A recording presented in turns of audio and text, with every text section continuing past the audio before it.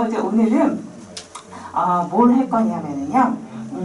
여기 앞에 불 혹시 아니다.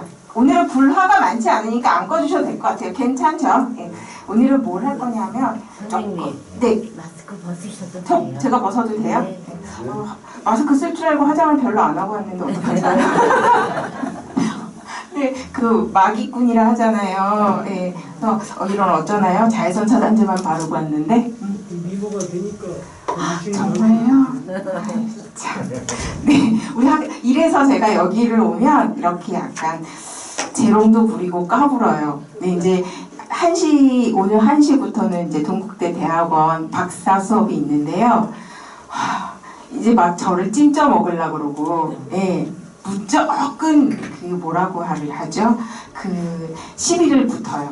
예, 그래서 되게 힘들고 피곤해요. 근데 여기 오면 조금 그런 게 있어요. 학생들도 이렇게 호흡이 맞아서 편하신 분들이 있고요. 그 학기가. 그리고 유독 힘든 학생들이 있어요. 이게 나이랑 뭐랑 그걸 떠나서 약간 그게 있는 것 같아요. 120V끼리, 220V끼리 그런 게 있는데 여기 올 때는 그래도 내일 수업은 어떻게 하지가 아니라 즐겁게 달려가야지. 네, 이제 그러고 왔습니다. 이제 여지껏 제가 실크로드랑 한국 불교 해야 해서 이제 그런 전래 과정이라던가 기원이라든가 이런 거에 대해서 말씀을 많이 했는데 가만히 있다가 그런 거 말고 이제 제가 공부를 하면서 알게 됐어요. 내가 어렸을 때 할머니한테서 아니면 아빠가 사주셨던 계몽사나 삼성 출판사에서 나왔던 우리 전래동화 전집 10권, 15권짜리 이런 거에서 읽었던 이야기들이 가만 보니까 석가모니 부처가 시타르타 태자로 태어나기 전에 수백 번의 전생에서 있었던 보시, 희생, 그리고 공덕을 쌓았던 그런 이야기들이 이제 영어로 자타카라고 하죠. 그래서 그게 초기에 기원전 3세기 경에 아소카 대왕 때 빨리어로 기록이 돼요. 그래서 그게 현재 현존하는 남아있는 게 빨리어본이 547편이고 이제 그거는 어디를 따라서 주로 전달이 되냐면 인도 남부를 해서 스리랑카 쪽으로 이렇게 전파가 되고요. 우리 같은 경우는 대승불교라고 하죠. 그건 이제 기원 후 2세기경에 카뉴시카 대왕이라고 하는 대왕이 여러분이 잘 들어보셨던 산스크리트어로 적은 게 이제 석가모니 부처님의 그걸 이제 우리가 한자로 전생, 본생 이러는데 제가 오늘 수업을 하다가 전생, 본생, 자타카 이런 말 나오면 세 개는 다 똑같구나 하시면은 되는데 이제 한역해서 이제 그게 이렇게 중국어로 전파가 돼서 총 정리가 된 거는 91.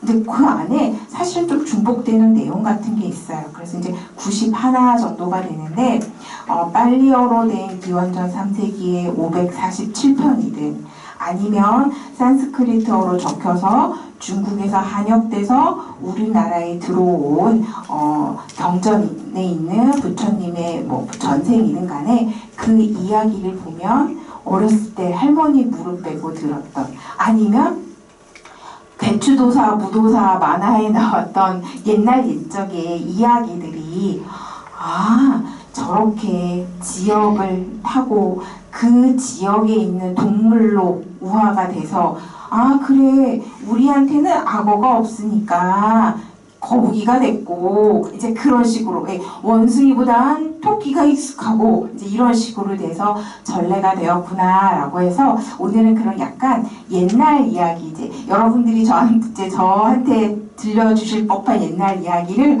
오늘은 제가 이제 여러분들께 이제 반대로 들려드릴게요. 그래서 여기 이제 그림 하나 이렇게 실었는데 사실은 저도 몇 년 전까지 학생들이랑 이제 답사를 가요. 봄가을로 이제 대학원이나 사학과 학생이랑 답사를 가면 저렇게 불단이나 포격에 거북이가 너무나 잘하는 거북이가 토끼를 싣고 용궁으로 가는 그런 게 그려져 있어요. 그럼 학생들이 이제 저한테 물어요.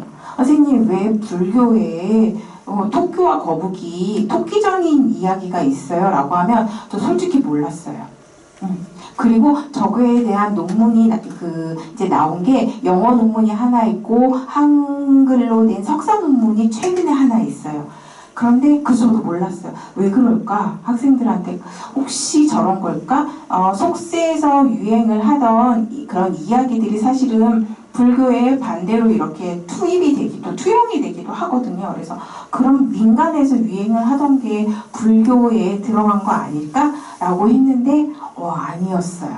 그러면서 저는 이제 오늘 보시면 아시겠지만 그러면 이 그림을 그렸던 사람들은 이 이야기의 기본 근원을 안다는 이야기인데 어떻게 알았을까?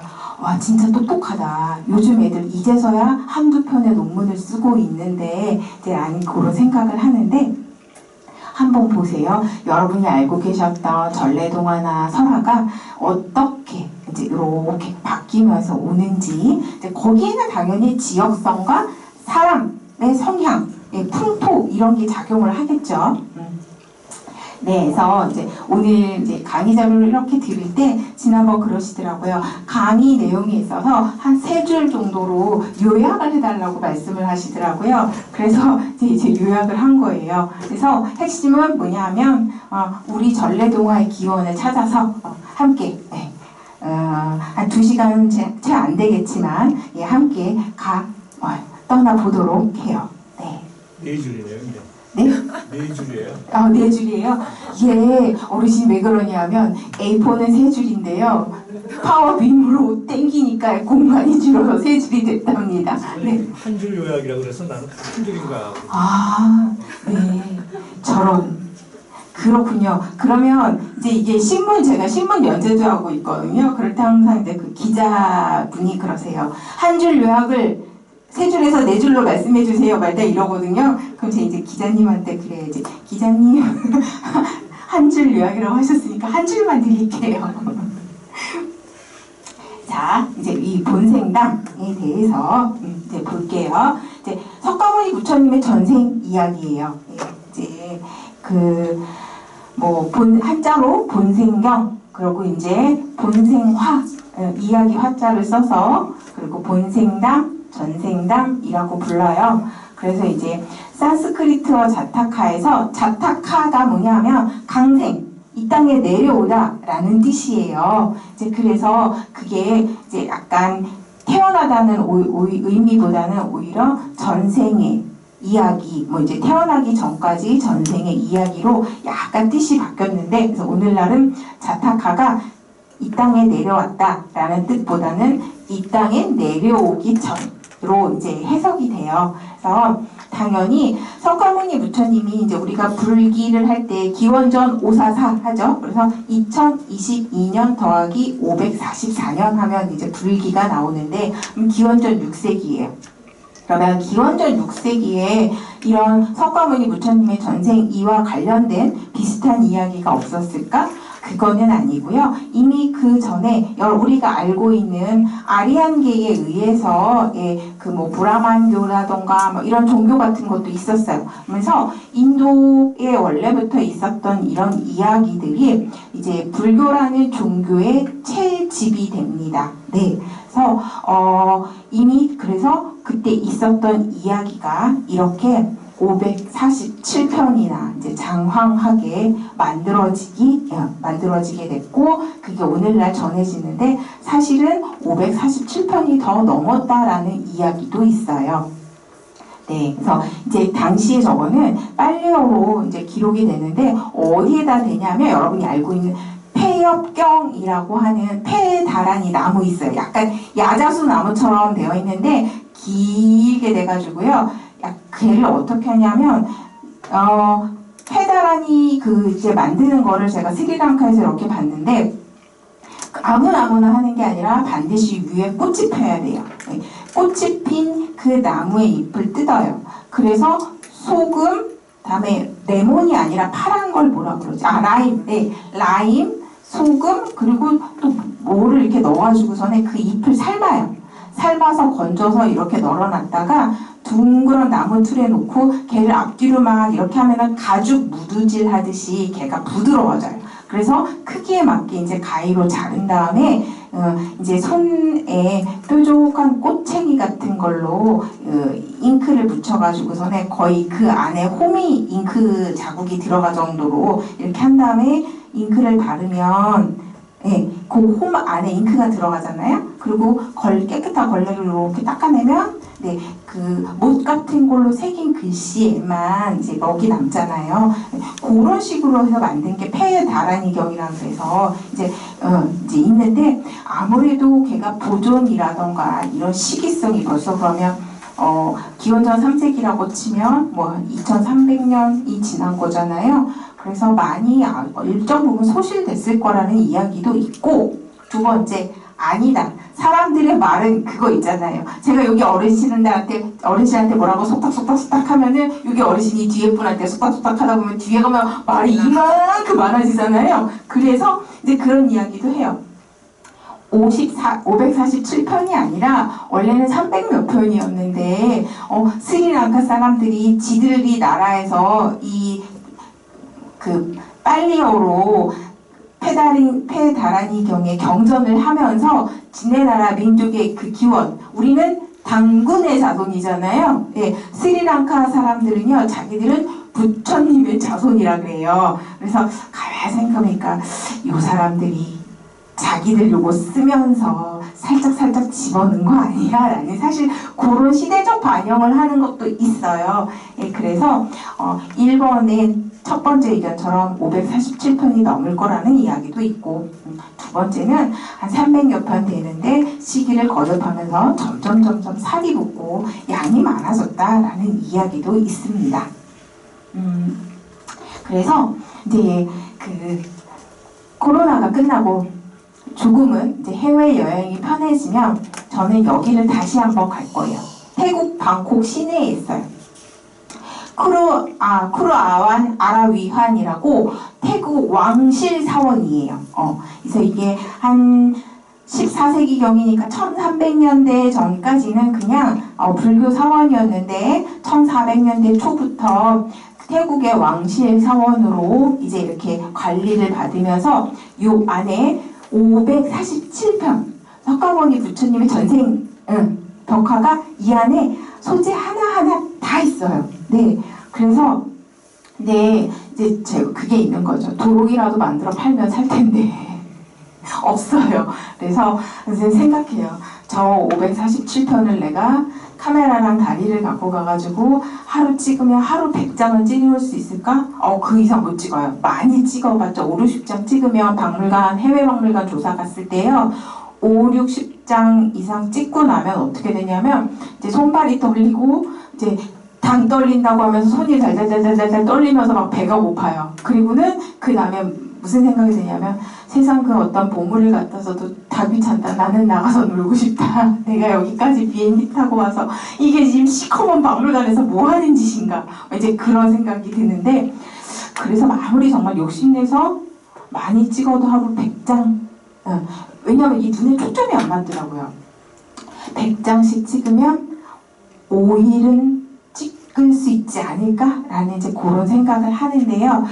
여기에 이렇게 실존 이게 지금 15세기 경이고 1400년대 초반이니까 우리나라 조선시대예요.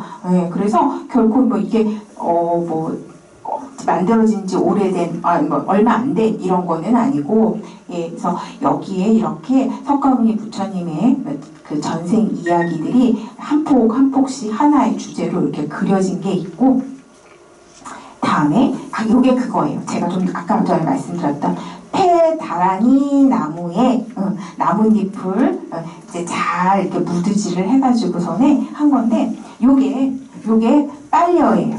요게 빨려예요. 그래서 살짝 얼핏 보면 약간 그거 같아요. 개미나 그 뭐죠? 골뱅이 아니면 지렁이 살짝 이제 그렇게 된 것 같은데, 먼저 그 뾰족한 이제 못 같은 걸로 이 나뭇잎에다가 새기고, 그 다음에 이제 보니까 거기 위에다가 약간 그 스님께서 말씀하시는데 먹하고 비슷한 성분이라고 하드 말씀하시더라고요. 그래서 그거를 여기다 이렇게 칠해요.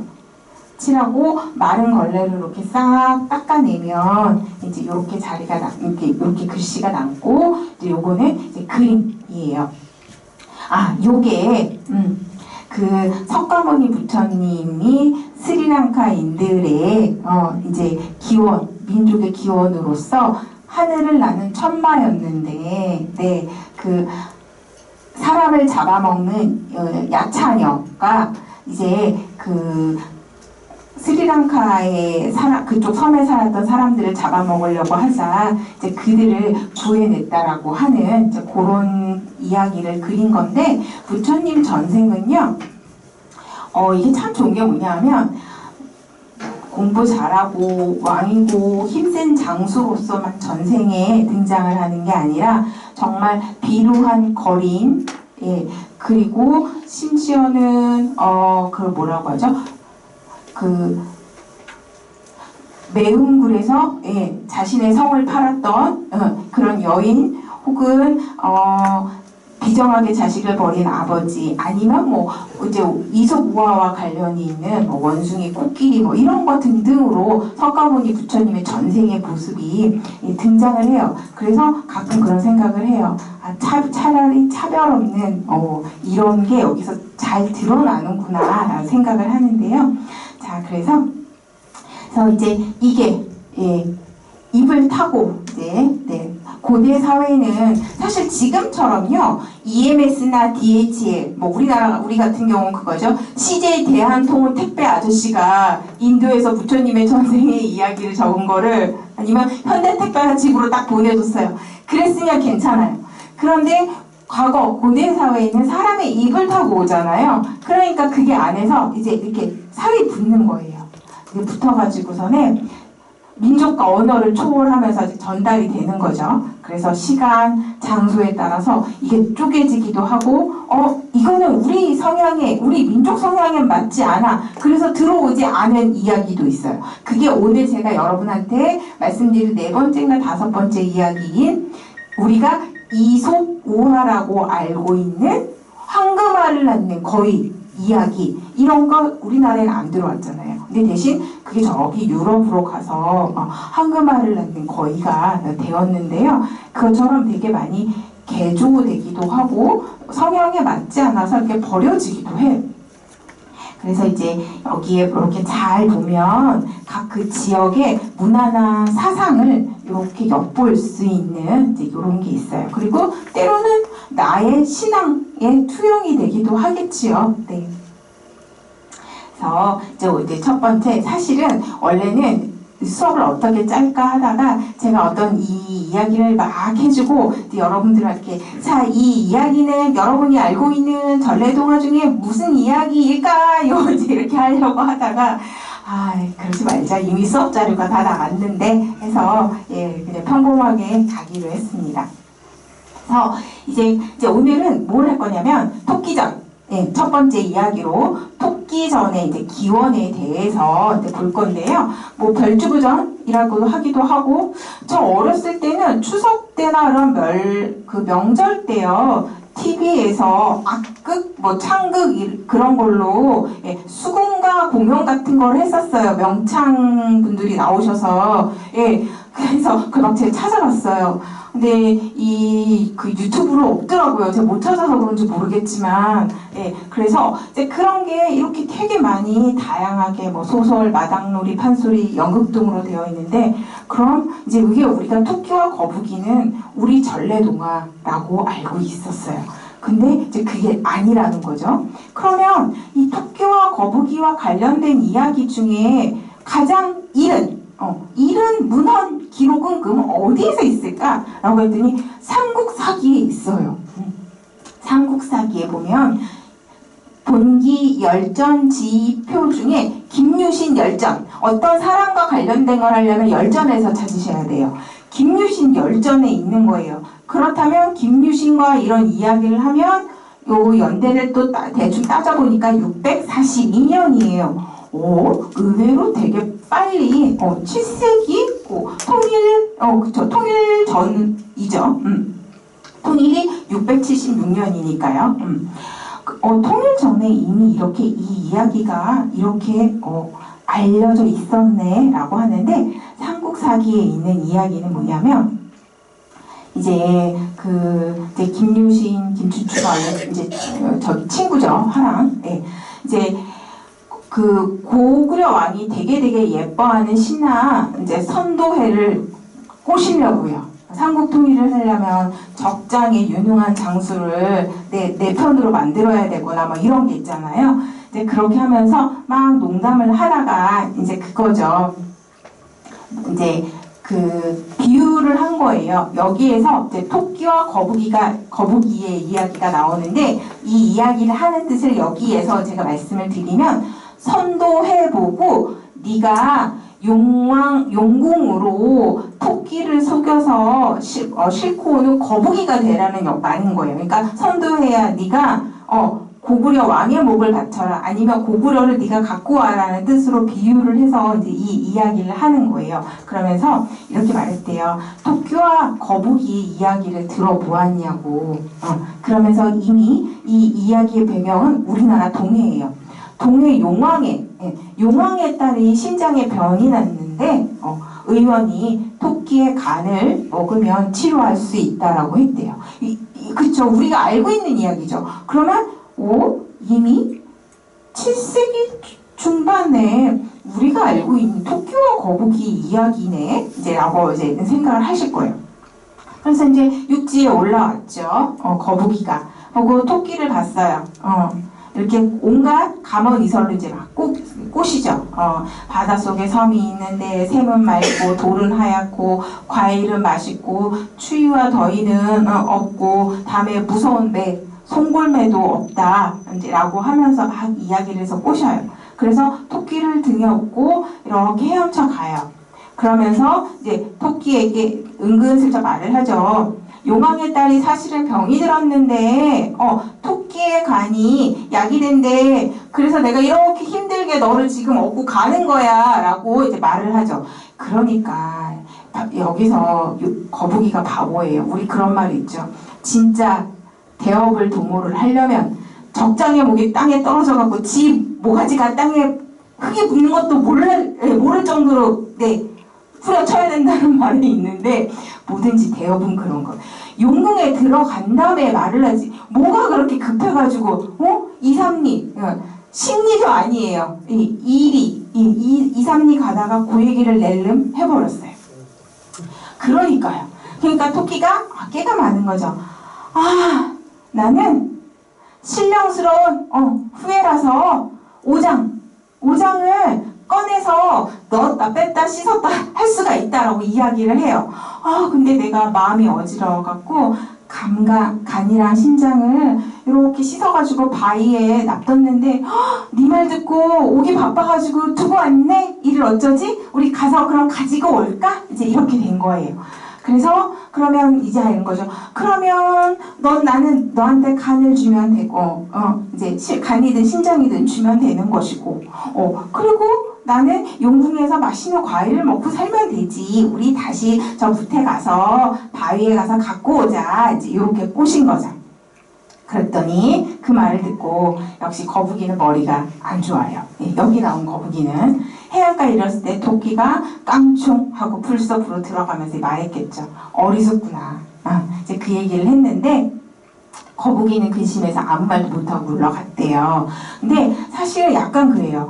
김춘추나 김유신이 선도회를 데리고 왔으면 사실은 이 멍청한 거북이 이야기는 하지 말아야 되거나 아니면 너는 그러면 거북이처럼 이렇게 멍청하게 하지 말고 너희 나라의 왕의 목을 영계소문이든 누구든 목을 딸 때까지 암소리 하지 말라는 의미인 건지 모르겠지만 하여튼 그 고구려의 장수 선도해를 꼬시려고 네가 거북이가 되라고 이제 그런 의미로 이야기를 해줬어요. 그래서 사실은 우리가 알고 있는 이야기랑 차이가 없는 걸로 봐선 이미 우리나라에 이렇게 들어왔을 때 우리가 알고 있는 이야기로 들어왔구나 라고 알 수가 있는데 그래서 이제 이 토끼전과 관련된 이런 이야기를요, 삼국사기보다 이른 시기에 한역된 불교 경전에 있어요.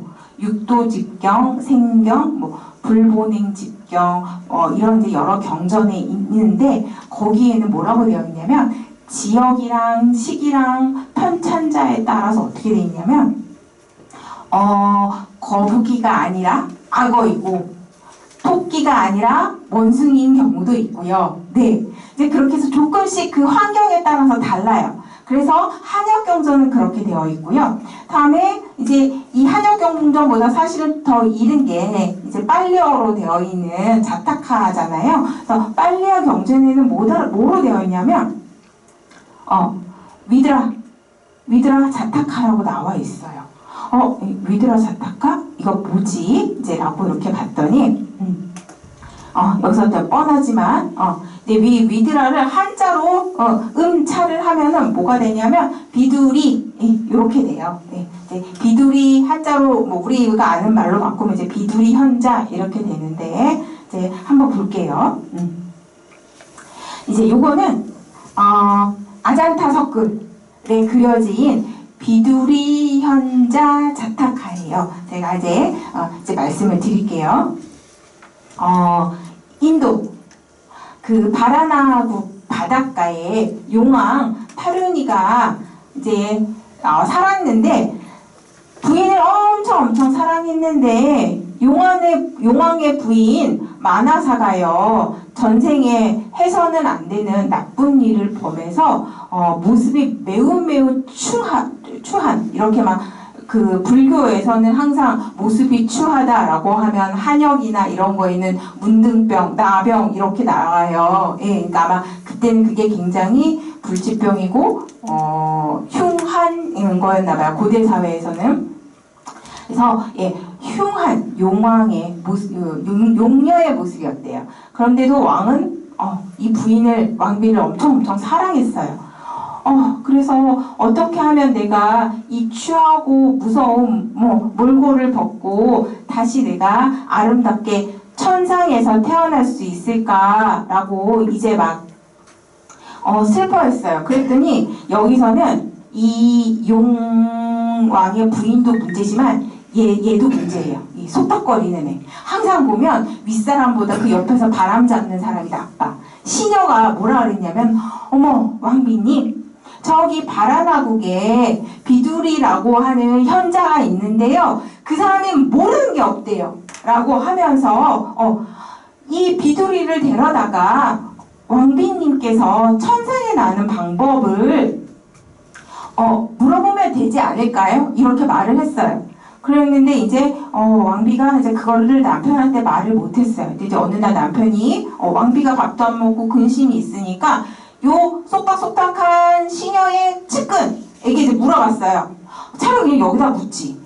얘한테 물어봤어요. 왕비가 왜 저런다라고 하니 너의 친구인 왕비의 측근 시녀가 뭐라고 하든 이라고 했더니 왕비님께서요 비두리 현자라고 하는 사람의 마음을 얻고 싶다라고 했어요. 라고 이제 하는 거예요.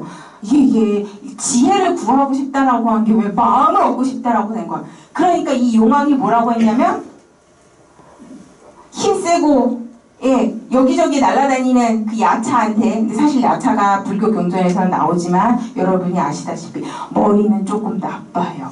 단무지예요. 단순 무식이죠. 야차한테 말했어요. 용왕이 왕비가 비두리의 마음을 갖고 싶단다. 마음을 가져와라 라고 했더니 야차가 네 알겠습니다. 마음, 하트, 신전을 갖고 오겠습니다. 이제 이렇게 됐어요. 그래가지고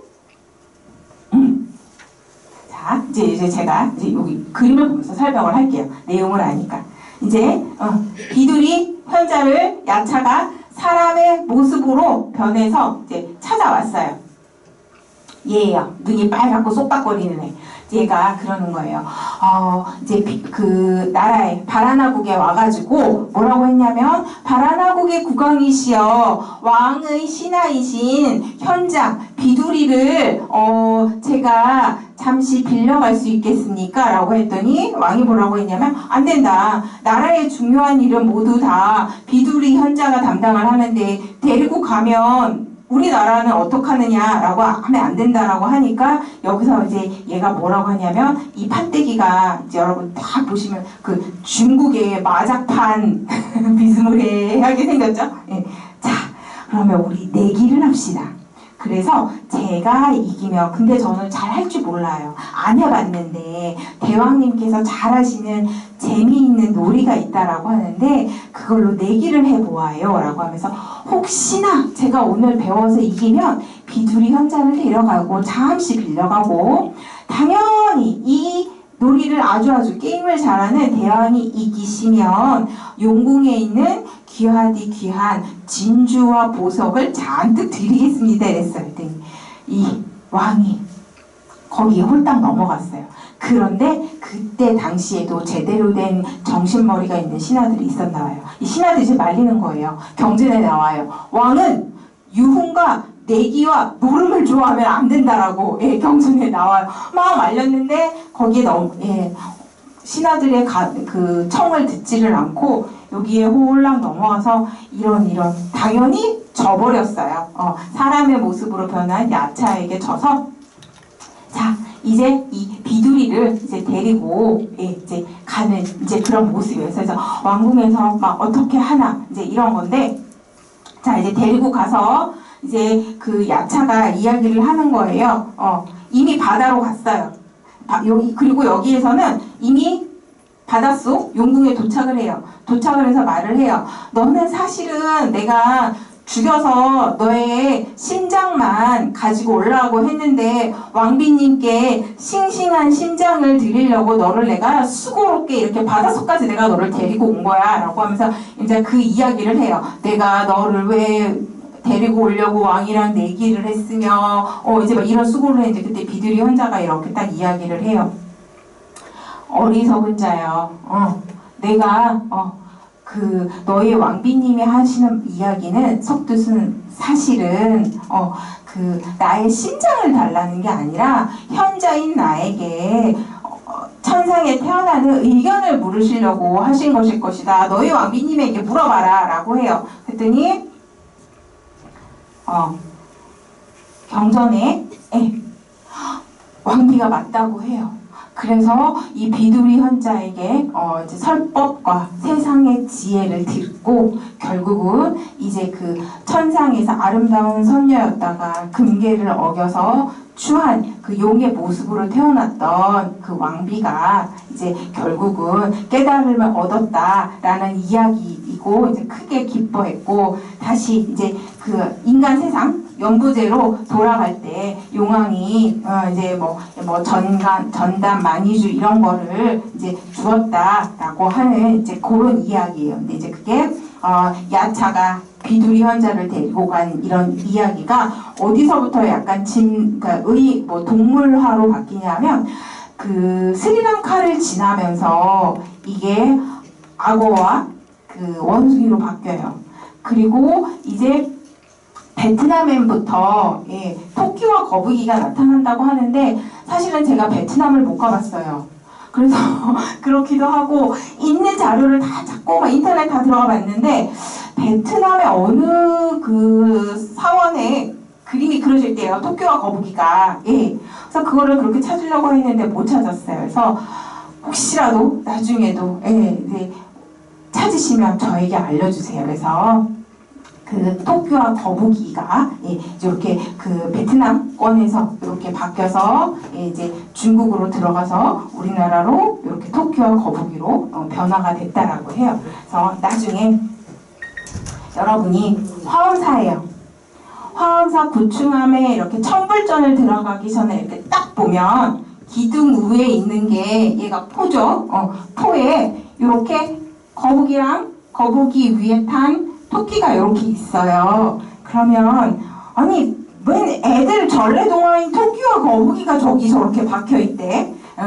예, 최근에도 저 이제 화엄사에 일이 있어서 갔는데 어떤 이제 그 어르신이 그 말씀을 하시더라고요. 근데 이제 입이 근질근질 했는데 에이, 또 남말 참견하는 것 같잖아요. 그래가지고 제가 아무 얘기 안 했는데 이제 여러분들은 이제 이렇게 화엄사 여기 구충암 천불전이랑 통도사, 통도사 명부전, 명부전 안에 벽화에 보면 이렇게 여기는 용이고요.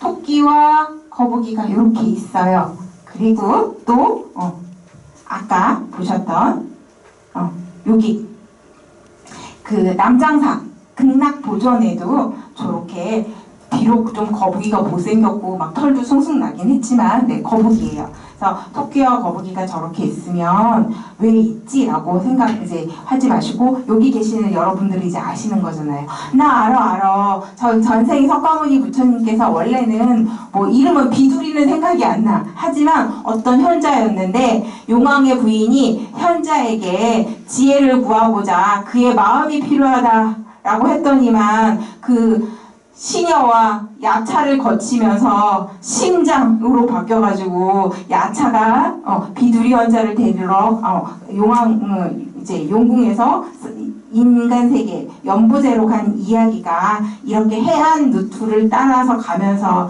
해안 생물에서는 사실은 야차가 용왕에 산다는 것보다는 그쵸? 바닷가 용궁에 뭐 악어나 거북이가 산다고 하는 게 솔직히 현실성은 있어요. 네, 그렇게 해서 환경 적응을 하면서 이렇게 바뀌었어요. 그래서 나중에 가족이나 아니면 지인분들이랑 여행을 가시면 멋지게 그래서 이렇게 있는 거야 라고 네, 말씀을 해주세요. 그리고 네, 이제 두 번째 이야기는 뭐냐면 이것도 여러분이 아세요. 네. 시계 벌써 지루하세요? 한 10분 더 하고 쉬는 시간 드릴게요. 이거는 뭐냐면 여러분이 이것도 아세요. 두껍전.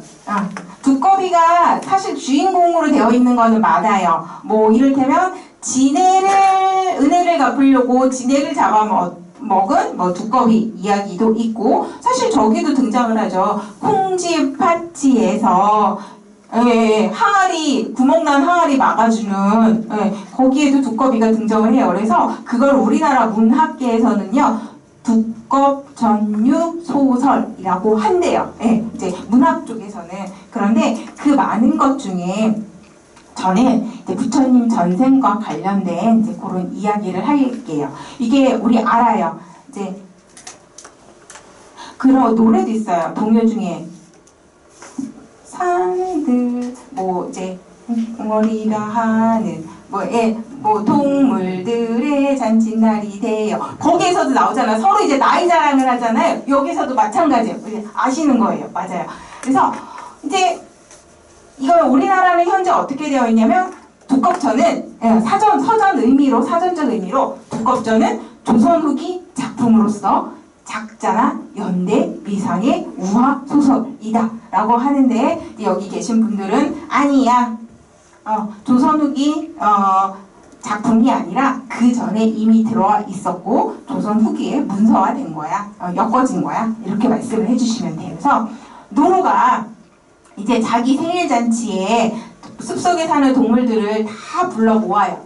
모았는데 그런 거 있잖아요. 이렇게 우리 지금도 모임에 가서 이렇게 보다 보면 좀 에어컨 나오고 좋은 창가 자리도 있고 저쪽에 출입구 쪽에 그 이제 서빙 해주시는 분이 들락날락하는 이제 그런 자리도 있어요. 그쵸? 그러면 이제 어딘가 좀 좋은 자리가 있을 거 아니에요. 이제 이 노루가 주최하는 생일잔치에도 좀 좋은 자리가 있었던 거예요. 그러다가 이제 잠깐만 좋은 자리는 장유유서야. 나이가 있고 연륜이 있고 지혜가 있는 사람이 좋은 자리에 앉아야지라고 하면서 이제 각자 의견을 이제 이야기를 해요. 그러면서 시간적, 공간적 배경은 우리나라에서는 조선 인조 때 충청도 오룡산에서 이제 거기가 공간적, 시간적 배경이 돼요. 그래서 이제 토끼가 윗자리를 앉자라고 해요. 그러다가 이제 두꺼비랑 여우랑 막 싸우는데 여우가 막 하늘나라 구경한 이야기를 막 해요. 그랬더니 이제 두꺼비는 뭐라고 하냐면 네가 하늘나라를 구경하고 있을 때 그 성문을 지키고 있었던 게 나다. 나는 둔갑술 병법 관상 이런 걸 다 잘 알아. 이제 막 이렇게 해가지고 결국은 두꺼비가 가장 상석에 앉았다라는 이제 뭐 이런 이야기예요. 근데 요게 빨리어 자타카에 37번째 이야기가 있어요. 근데 이제 거기에는 이 티티라라고 하는 새가 있는데 제가 요거를 이렇게 그 사전이랑 번역기 봤더니 자고새라고 한대요. 사실은 지금 제가 이제 여러분들한테 요 말씀드리는 빨리어 자타카 37번째, 546번째 이렇게 말씀을 드리는 거는요, 우리나라 한글로 번역된 게 없어요. 네, 없어가지고, 이제 이거를 제가 빨리어를 배우다가 포기를 했어요. 현재 하고 있는 중국어랑 러시아라도 잘하자. 그것도 지금 맨날 까먹는데. 그래서 이제 빨리어는 이제 정말 첫날 갔다가 포기를 하고 왔는데, 빨리어를 영어로 번역을 해놓은 게 있어요. 네, 547편 전부 다. 그 영어로 되어 있는 거를 떠듬떠듬 보거나 이것도 너무 힘들다. 이거 전체 긁어가지고 구글 번역기 한번 돌려보고 영어 한번 보면서 이름이랑 이게 맞나? 라고 하면 이제 당연히 번역기가 엉망이니까 조금 그렇죠. 그래서 제가 이렇게 다듬은 거예요. 네, 그래서 이게 이제 책에 어디 있어요? 라고 하시면 한국어로 이렇게 번역이 된 건 없어요. 그래서 가끔 조사 같은 게 이상할 수 있어요. 네. 자, 자고새. 여기서는 이제 눈치채셨겠지만 주인공이 두꺼비가 아니라 자고새예요. 네. 티티라라고 하는 새인데 히말라야. 배경은 이제 히말라야예요. 네. 부처님의 전생당이 있었던 이곳이니까 히말라야 숲속에 나이를 알 수 없는 아주 크고 오래된 나무가 있었대요. 근데 이제 그 나무 아래서 항상 코끼리, 자고새, 원숭이가 앉아서 막 놀았어요. 그러다가 이제 서로 너무 격이 없이 노니까 어느 날 원숭이가 그랬대요. 야, 우리 이렇게 격이 없이 하지 말고 우리도 인간들처럼 예를 갖추고 공경을 해보자. 이제 이렇게 됐어요. 근데 공경을 하고 예를 갖추려면 누가 나이가 더 많은지 알아야 되잖아요. 그래서 막 이제 자기 나이를 이야기했어요. 코끼리가 뭐랬냐면 나는 이 나무 꼭대기가 코끼리 내 배꼽에 있을 때부터 나는 이 나무를 봤다라고 했어요. 그러니까 원숭이가 아니야. 그랬어? 나는 내가 아기 원숭이였을 때 여기에 파릇파릇파릇한 새싹을 막 뜯어먹고 놀았다? 이제 라고 이야기를 해요. 그랬더니 그러면서 그 원숭이가 거봐 내가 나이가 제일 많지? 라고 해요. 역시 말은 먼저 뱉으면 손해예요. 코끼리 너는 뱉고 원숭이 너는 새싹을 뜯어먹었다는 이야기지. 그러니까 자고새가 그렇구나. 이 나무는 사실은 내가 저기 멀리 히말라야 자락 끝에 있는 용나무의 열매를 먹고 내가 여기다 응가를 했다. 그래서 그 응가에서 싹이 난 거야. 이제 이렇게 된 거야. 이러면은 이제 먼저 말을 한 코끼리랑 원숭이는 할 말이 없는 거죠. 그래서 이제 나이가 가장 많은 자고새가 이제 어른이 된 거예요. 그래서 이제 그러면서 항상 빨리어 자타카는 이런 말을 해요. 그랬는데 전생에 자고새는 나였으며 석가모니 부처님 항상 자기라고 이제 지칭을 하세요. 나였으며 나의 제자인 목건녀는 전생에 코끼리였고 원숭이는 사리불이었다. 그래서 목건녀과 사리불은 옛날부터 나랑 이렇게 그 수많은 생전에도 이렇게 나와 함께한 인연이 있었다라는 이제 이야기를 이제 그런 식으로 풀어요. 그래서 이제 여러분이 아시다시피 이러면 이 나이 자랑에서 이제 우리나라는 두꺼비인데 이제 원래는 자고새 새였구나라고 하시면서 이게 아까 그 태국에 있다는 방콕에 있는 왕실 사원의 벽화예요. 히말라야 언덕이 있고 여기 큰 나무가 있어요. 여기 코끼리가 있고 여기 자고새가 여기 있어요. 새가 있고 원숭이가 있어요.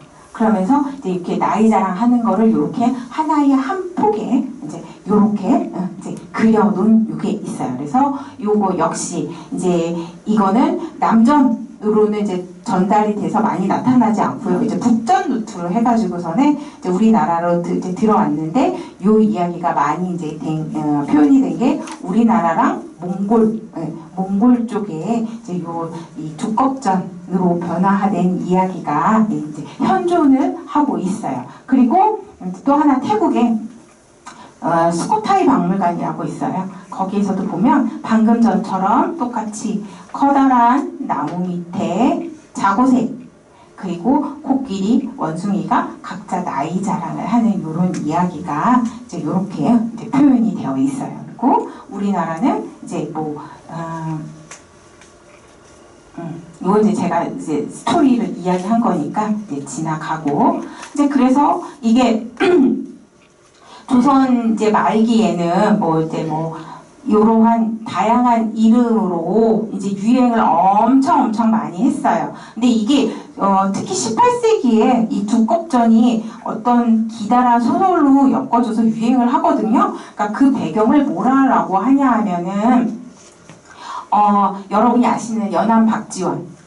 박지원 하면 실학이죠. 예, 그래서 이 연암 박지원이 자기가 쓴 책에도 이 두껍전의 이야기가 실려 있거든요. 그래서 이제 역사학자들은 뭐라고 말을 하냐면 18세기에 이 박지원도요, 이런 이제 신분이랑 권력보다는 오히려 경륜, 지혜가 더 중요하다는 이야기를 하려고 이 두껍전의 이야기를 자기 책에 실었다라는 이제 그런 오늘날 역사학 쪽에 그런 분석이 있답니다. 그렇게 되고 이제 일제시대 때 이게 이제 동화로 우리나라 전래 동화로 하면서 이제 현종 가장 이른 동화로서 된 거는 뭔가 봤더니 요 일제 침략기인 1926년에 이제 그 방문서관에서 만들어진 그 두껍전이 있고 요 1982년 계몽사파는 제가 저희 아빠한테 선물 받은 동화책이에요. 다 떨어졌지만 너덜너덜하지만 이제 저는 이제 요거를 보고 자랐죠. 그래서 그렇게 이제 몇백 년, 몇천 년이 넘어 이제 부처님의 전생 이야기가 그 불교라는 길을 따라서 들어와서 이제 이렇게 새에서 두꺼비로 변했지만 지혜 오히려 연륜 이런 게 중요하다는 이야기를 하려고 이제 우리 동화책까지 이렇게 전달된 걸 봤습니다. 지금이 5분 전 11시예요. 우리 많이 쉬지 말고 5분만 쉴게요. 5분만 쉬고 이제 그 11시부터 또 다른 고려장 이야기를 할게요. 네, 잠시 쉬었다 오세요.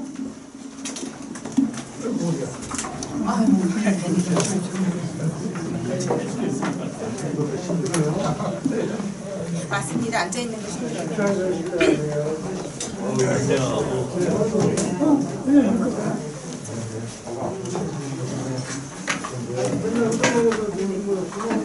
아유, 뭐야, 저렇게 걸어가지고 땀이나.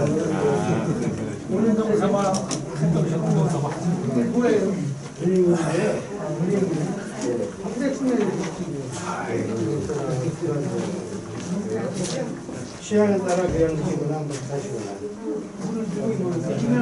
찬물 타시고 찬물 얼음을 셔. 아니, 물 타셔야 되니까. 집에 있는 거 저기 뭐요? 신청 시간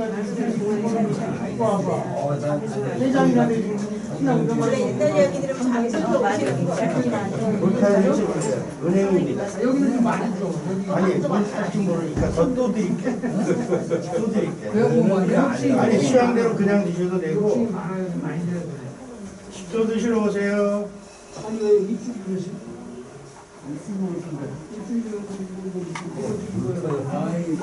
물을 비싸다 불린 거 같은데. 취향이 안 맞으면 뭐 타세요. 비싸다 누구한테 뜯겼어? 아니, 식초예요. 입에 안 맞히는 분은 뭐래 타세요. 은행이 식초예요. 그냥 먹어도 괜찮아. 자기가 취향에 따라 그냥 먹어도 괜찮네. 은행 식초예요. 그냥 먹어도 괜찮아. 임 박사님 얘기하는데 판교 박물관에 저거? 임 박사님 뭐? 무슨 역사? 이게 기관수에 굉장히 무슨 뭐 저기 그냥 먹어도 괜찮아. 예. 관이다 이거. 예. 200만 원 토론회라는 말인데 세지 않아. 힘으로 해. 그게 엄청 있잖아. 물을 너무 많이 탔어. 뭐 아니 아웃노즈가 넓지. 걸어오세요. 너무 많이 탔어. 옥수수 라인 강자. 힘으로 해야 아니 거기서? 거기 갈 필요 없이 여기 앉아서 들어오냐. 매주 저기 뭐요 수요일 여러 가지. 아니 매주가 아니고 한 달에 오늘이네 그럼? 여러 가지가 있어요. 카톡에 일단 댓글로 한번 보내줘봐. 말로 하니까 잘. 그러니까 이제 이게 종초를 넣어서 하는 머리가 거고 높아요. 그냥 해서 만들어 놔고 아니 저 횡성 아줌마는 왜 안 오시나? 나한테 좀 보내줘봐. 그런 거좀 정보를 카드 보내주지도 않고 그냥 기분만 하는 거지. 은행 그 겉에 냄새 나는 거. 옛날에 뭐 어떤 거 보내줘봐. 콜로세움? 콜로키움 콜로키움? 콜로키라는 게 왜냐면 이게 강의라는 게 그냥 강사가 강의를 하면 우리는 그냥 학생 그냥 듣기만 하잖아. 그렇지. 그게 아니고 서로 가르치는 사람이나 듣는 사람이 예정한 위치라고 생각하고 듣다 말고 잠깐 서로 아직 틀리잖아. 내가 생각해 이게 서로 이렇게 토론하고 말해야 되는데 토론하고 그렇게 말하면 되겠어. 이게 그냥 토론식의 그 토론식 저기 뭐 토론식 강좌. 그걸 콜로키움이라는 내가 몰랐지. 그건 좀 줘봐. 그러니까 말로만 하지 말고. 나간다 이거야. 그러니까 말할 때 그 말로만 하지 말고 보내줘봐. 그렇게 거품이 나면 그 정보를 그렇게 주기가 그렇게 힘들어. 아니 본인은 저기 굉장히 그런 걸 안 해. 내가 주는 게 아니라 아니 거기가 온 걸 나한테 달란 말이야. 그러면 공유를 하자는 얘기야. 양도나 이런 근데 공유할 줄 모르더라고 우리 회장님은. 자기만 알아. 먼저 번에 왔을 때 진짜 저기저기 왜 이러는 거야? 누구야 저 거기를 갔다가 아니 나는 안 했어. 그러는 건 아니지? 공유를 안 하고 주로 저기 뭐요. 그러니까 소승불교야. 대승불교가 아니야 한마디로.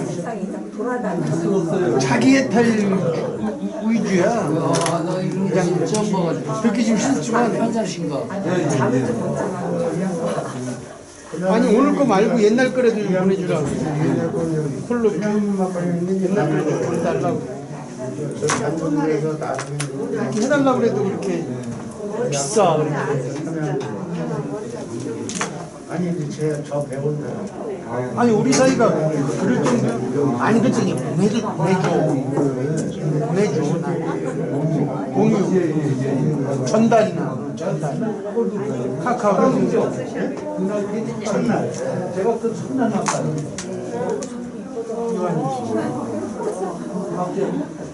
지금 아마 체험을 아니 그런 거 하기 싫어갖고 안 하려고 그러지. 귀찮아. 아 그러니까 좀 해달라고 해도 그렇게 그냥 잘안 하려고 그러지. 이제 안 맞으면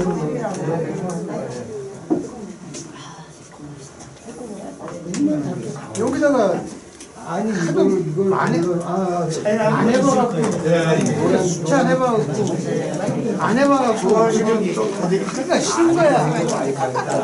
뭘 와이파이가 안 돼. 확인 누르는 거 보니까 안 했구만. 한 것도 아닌 걸 갖고 그걸 하여튼 이게 본심을 알았어 내가. 짜증나.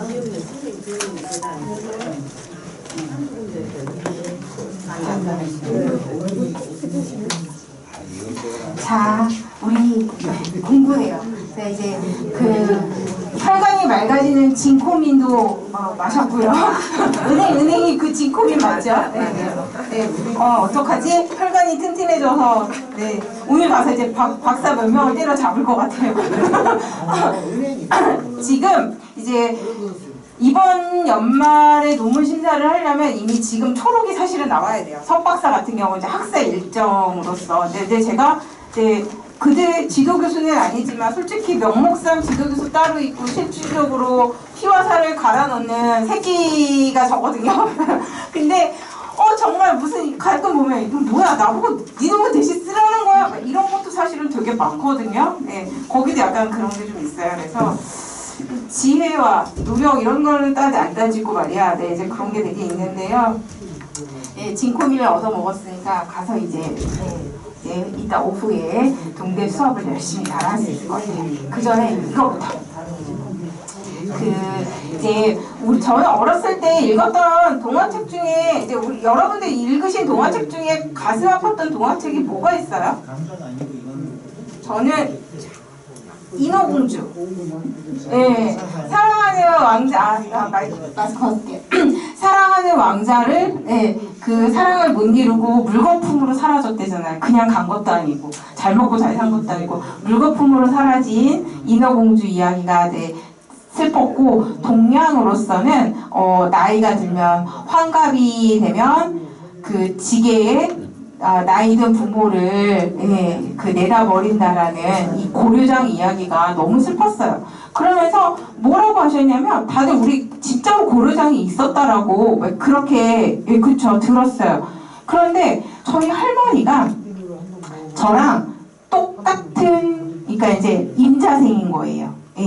그러니까 딱 할머니 환갑 때 제가 태어났는데 제 이름 조성금도 할머니가 이제 구인사 초조 스님한테 받아오신 이름인데요. 조성금이 뭐냐면 조성금 대장경이라고 치면 인터넷에 나와요. 그게 뭐냐면 우리나라 고려 대장경에 모본을 하려고요. 거란에서 수입해온 대장경 이름이 조성금 장경 혹은 조성금 대장경이에요. 그래서 제 사주가 부처님의 제자가 될 사주라고 이름을 그렇게 지으셨어요. 그래서 제가 여기서 몇 번 이야기 말씀드린 것처럼 진짜 어린 시절에 고민했다니까요. 나는 머리에 리본 묶고 구두 신고 예쁜 원피스 입고 사는 거 좋은데 머리를 깎고 출가를 해야 되나 어린 마음에 되게 고민을 했는데 계속 어딜 가서나 그런 게 있어요. 그래서 지금 오늘날 이렇게 생각을 해보면 내가 불교 미술을 하려고 부처님의 제자가 될 거라고 불법을 공부할 거라는 이야기를 하셨나? 이제 그런 이야기를 하는데 그 할머니가 뭐라고 하셨냐면 제가 72년생이니까요. 그러면 우리 할머니는 1912년생이시잖아요. 1912년생이신 할머니가 고려장이라는 건 외놈이 만든 말이야. 그런 거 없었어. 할머니가 계속 그러시면서 외놈들이 한 나쁜 거라고, 지들이 한 거를 우리한테 하는 거라고, 나쁜 떼놈들이라고 이제 할머니가 그러셨어. 근데 그거 그냥 넘어가면서 나는 할머니가 나이가 들고 그래도 할머니를 버리지 않을게 이제 마치 그런 이야기를 했던 게 기억이 나는데 여러분들도 알고 있는 그 고려장 이야기예요. 그래서 오늘 확실히 그래 맞아 고려장은 없었어 라고 이제 미리 결론을 내리고 이제 갈게요. 그래서 사전에 지금도 검색하면 이렇게 나와요. 고려에서 나이는 노인은 산이나 동굴에 버리는 장묘 행위를 고려장이라 한다. 이거는 우리 바꿔야 돼요. 뭐죠? 국어 어학원에서나 이런 데서 다 바꿔야 될 것 같아요. 라고 하지만 실존하지 않았다. 라고 뒤에 한글을 붙여야 될 것 같아요. 그래서 근데 문제는 뭐냐면 우리는 뭐라고 했다라기보다 사실은 실증, 고증할 수 있는 어떤 유물이나 문헌이나 있어야 되잖아요. 그 어디에도 없어요. 한반도에는 없어요. 그리고 고고학적으로는 이런 발굴 자료도 없어요. 그렇다면은 이런 가족 간의 이런 슬픈 거 사람을 버린 거잖아요. 그래서 그러잖아요. 현대판 고려장은 요양원의 부모를 이런 이야기잖아요. 근데 이게 어디서 기원을 할까 한번 봅시다. 중국에 실제로 있어요. 나이가 60이 되면 근데 사실은 고대 사회에서는 60까지 살지를 못했죠. 왜냐하면 제일 먼저 노화가 시작되는 게 치아래요. 치아, 이빨. 그래서 그 말이 맞는 것 같아요. 치아가 건강하면 음식을 꼭꼭 씹어 먹어서 영양을 잘 섭취할 수 있으니까 일단 그렇죠. 기력이 쇠하지 않잖아요. 그래서 제일 먼저 치아 때문인데 이런 뭐 고고학 발굴이나 이런 걸 보면 이제 그 고대인들은요 나이 40세가 되면 치아가 거의 다 망가진대요. 40세가 되면 너무 빠르죠. 그렇기 때문에 46, 47이 되면 보통 죽는 거예요. 그런데 만에 하나 이제 60이 될 때까지 살아 있으면 기사요예요. 예, 이제 뭐 죽음을 준비하는 항아리 정도 되겠죠. 로 보낸다는 설화가 있어요. 그런데 실질적으로요, 그 이제 요게 중국에서 하남성, 호북성, 삼서성 이렇게 중국의 한수 강을 흐르는 요 중류를 중심으로요, 요 기사요, 이 항아리 혹은 작은 굴들이 엄청 많이 발견이 되고 그 안에서 그 정말 나이가 많은 노인의 이제 시신이 발견이 돼요. 그게 뭐 한두 건이 아니라 수천 건이에요. 그래서 이제 요거를 기사요라고 하기도 하고요. 뭐 참동, 대사요, 차사요 아니면 뭐 쉽게 노인동으로 이제 중국에서 불려요. 그래서 이 중국의 이런 고고학 발굴이나 문헌 같은 걸 봤을 때는 이제 춘추 전국시대예요. 그러니까 기원전 770년부터를 이제 춘추 전국시대라고 하는데 여러분이 아시다시피 이 전란에 가장 먹고 살기 힘들잖아요. 그리고 여러분이 알고 있는 제가 왕이에요. 그러면 제가 죽으면 저를 따랐던 비빈이나 신하, 사실은 신하들도 같이 다 묻는 게 순장, 껴묵거리라고 하잖아요. 이 순장이 가장 성행을 했고 발전을 했던 데도 여기 춘추 전국시대예요. 그러면 고대 시대의 경제학으로 딱 들어봤을 때 그런 이야기를 하더라고요. 한정된 생산, 식량을 가지고 일하지 않고 다음에 새로운 왕국이 들어섰는데 기존에 사실은 정부 관료 고위직들은 필요가 없는 거잖아요. 그럴 때 그런 잉여 노동이라고 말을 하더라고요. 경제 용어로는 그런 잉여 노동이 바로 순장이 되는 거예요. 그것처럼 나이가 60이 넘어서 어떤 노동을 할 수 없을 때 중국에서는 이렇게 기사요로 노인을 보냈다라고 하고 이 지역에 이제 굉장히 많은 이제 그런 게 발견이 되고 논문도 되게 많아요.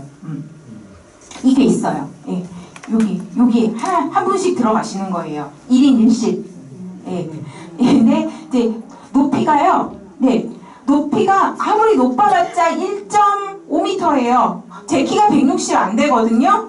제 키 160 안 돼요. 그러면 이 정도예요. 아무리 높아봤자. 그리고 낮은 거는요. 1m도 안 돼요. 한 0.8m, 0.7m도 있어요. 그러면 그냥 겨우 혼자 앉기 정도? 그리고 옆에 그 길이도요. 한 2m 정도밖에 안 돼요. 그럼 결국은 여러분 뭐라고 생각하시냐면 조그만 싱글 침대 하나 딱 그 사이즈라고 생각을 하시면 돼요. 그렇게 요 굴 하나가 이렇게 파서 이렇게 되어 있는데 그럼 요게 몇몇 개냐고요? 아니에요.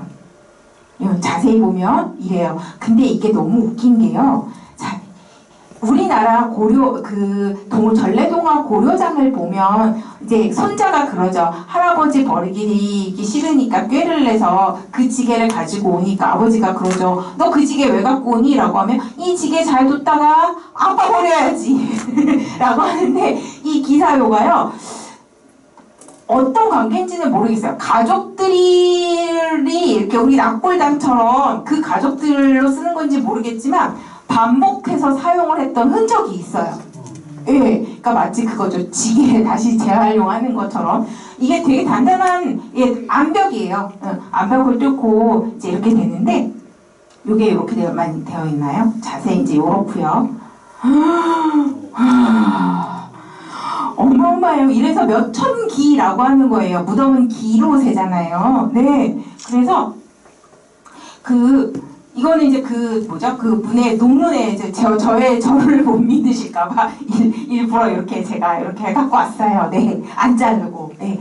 그래서 이렇게 작은 구멍 하나가 산 전체 그 산 하나만 앉는 게 아니라 그 강을 따라서 아까 말씀드린 것처럼 중국의 삼서성이니 뭐 감숙성이니 이런 성 하나는 사실 우리나라 한반도 정도의 영역에 해당이 되기도 해요. 그렇죠? 되게 넓잖아요. 그런데 그러한 중국이 대표적인 한 4개의 성에서 이렇게 성행했던 게 있으니까 뭐 구체적으로 세보진 않았는데 한 산에 보통 1000기에서 2000기고 이걸 총 합치면 몇만 기가 된다라는 이야기가 있어요. 그러면 이제 여기서 그래 고고학적으로 그렇고 중국 문헌에서도 그러면 우리가 알고 있는 고려장이라고 하는 이제 그걸 우리는 기사요 제도라고 합시다. 기사요 제도가 있었구나. 근데 잠깐만, 그럼 우리랑은 뭔 상관이야? 이제 그런 생각이 드시죠? 그래서 이게 있는데 불교 경전에 모든 종교는 당시의 세태를 반영을 하는 걸 아시죠? 아까 봤던 것처럼 자고새가 두꺼비가 된 것처럼 이제 이 잡보장경은요, 이제 이것 역시 중국에서 4세기에서 5세기 정도의 한역이 된 경전이에요. 근데 여러분이 번역가라고 생각을 해보세요. 여러분이 번역가예요? 그럼 번역을 할 때 여러분이 좋아하는 어투나 단어가 있어요. 그럼 그걸 쓰세요. 그리고 번역을 하시다가 어떻게 되냐면은 이 부분을 좀 이해하기 쉬우니까 이렇게 해서 조금 더 풀어서 해석을 할까? 이런 식이 돼요. 그래서 경전의 양이 사실은 점점 늘어나기도 하고 누가 경전을 번역했나에 따라서 같은 경전인데 시기적으로 글자 차이, 사람에 등장하는 인물, 그다음에 뭐 사건 이런 것도 사실은 엄격히 보면 차이가 있거든요. 이 잡보장경에 보면 석가모니 부처님께서 이제 이런 말씀을 하셨어요. 내가 예전에 전생에 이런 일이 있었다라고 하면서 이제 노인을 공경을 하면 큰 이익을 얻는 일이 있는데 내가 너희에게 이 이야기를 할게라고 하면서 기로국 잠깐만요. 이거 한자를 한번 보셔야 돼요. 버릴 기자에다가 노인 노자예요. 노인을 버리는 나라 인연 이런 이야기예요. 그래서 그 나라 이름도 이래요. 그래서 기로국이란 나라가 있었는데 그 나라는요 노인을 버리는 법이 있었대요. 근데 한 대신이 효자 대신이 아버지를 버리지 못하고 집 아래에 동굴을 파가지고 아버지를 거기에 이제 봉양을 하고 있었어요. 이제 그런 이제 어떻든 뭐 고대 사회니까 뭐 정말 나쁘게 말해서 일하지 않고 귀한 곡식을 축내는 잉여 인간은 없어졌다라고 해서 나라가 부국이 됐을지는 모르겠지만 이제 난이 닥쳐와요. 하늘나라에서 천신이 이렇게 내려갔는데 얘네 안 되겠어. 이거 너무 이것들이 지들 잘 먹고 잘 사는 것만 생각을 해. 이제 이렇게 생각을 하고 기로국의 왕한테 와요.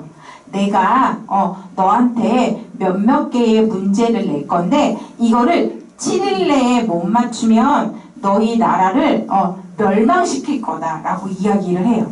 그러면서 이제 그런 몇몇 가지 문제를 내는데 아무도 그 문제를 못 맞춰요. 왜냐하면 정말 연륜도 없고 지혜도 없고 여러분 그런 게 있잖아요. 이제 기억력도 점점 짧아지는 것 같고 기계를 만지는 것도 사실은 더뎌요. 그리고 때로는 겁이 나요. 저도 20대 학생들이 막 기계 순식간에 획획획획 하는 거 보면 무섭고 겁이 나요. 걔네들이 그리고 걔네들의 그런 기억력. 그런데 가만히 보면 이해력이나 이런 어떤 적응하는 거 있죠. 환경 적응력은 그 쌕쌕쌕 빠른 20대들이 우리를 그리고 저는 여기 계신 여러분들을 못 따라가요. 그거 있지 않아요?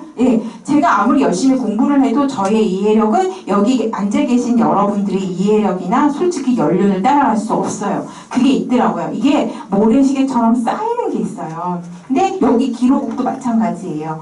이런 60이 넘은 노인들을 다 내다 버렸어요. 그런데 천신이 문제를 냈는데 어리고 젊은 것들이 아는 것이 없어요.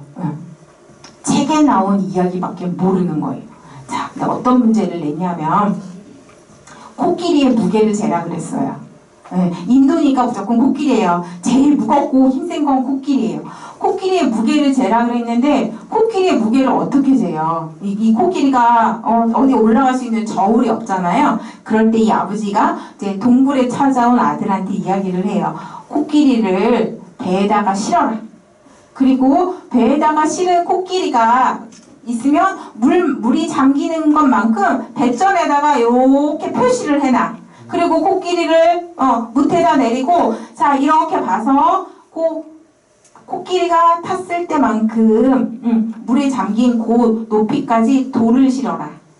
그리고 나중에 그 총 실은 돌의 무게가 그 코끼리를 실었을 때만큼 배가 이렇게 가라앉았다면 그 돌을 내려가지고 저울에다 달면 코끼리 무게를 잴 수 있을 것이다 라고 해서 이제 이야기를 했어요. 그랬더니 천신이 아니야 아직 남은 문제가 남았어 라고 하면 이제 또 뭐냐면 어떤 나무 토막 하나를 휙 던져줘요.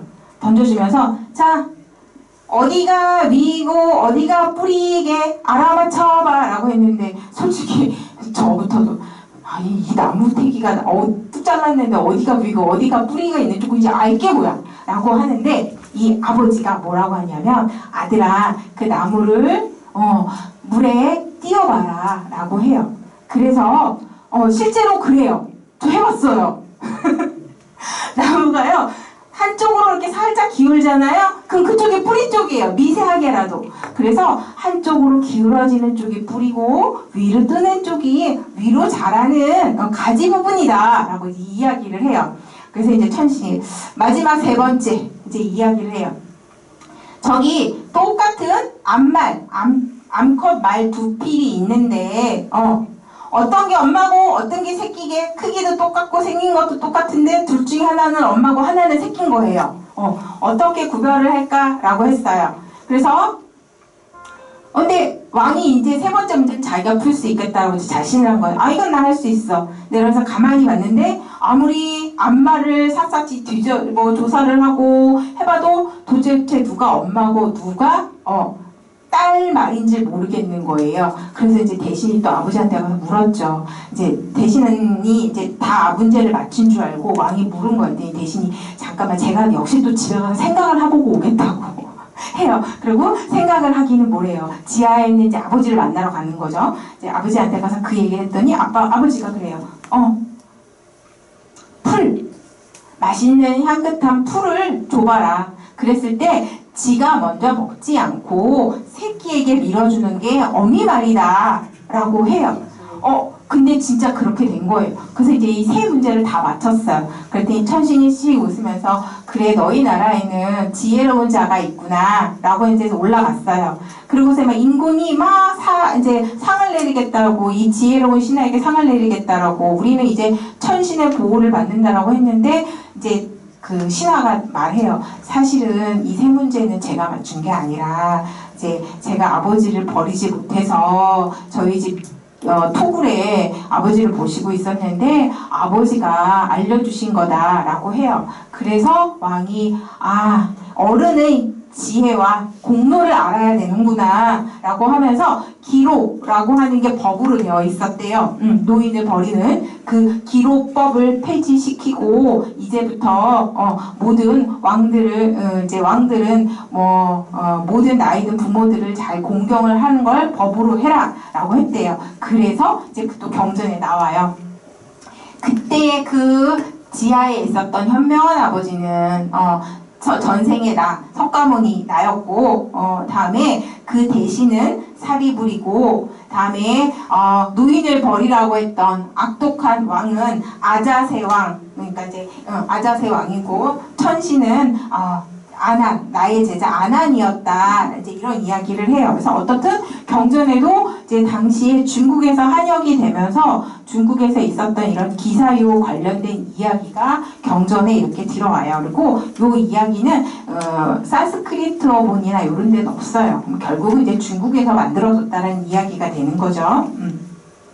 그래서 이제 이게 요 고려장 이야기는 이제 제가 아까 여러분께 말씀드렸으니까 요건 지나가고, 그러면 무엇 때문에 고려에서 노인을 버렸다라는 이야기가 전래된 걸까라고 했을 때 두 가지 정도 가능성이 있어요.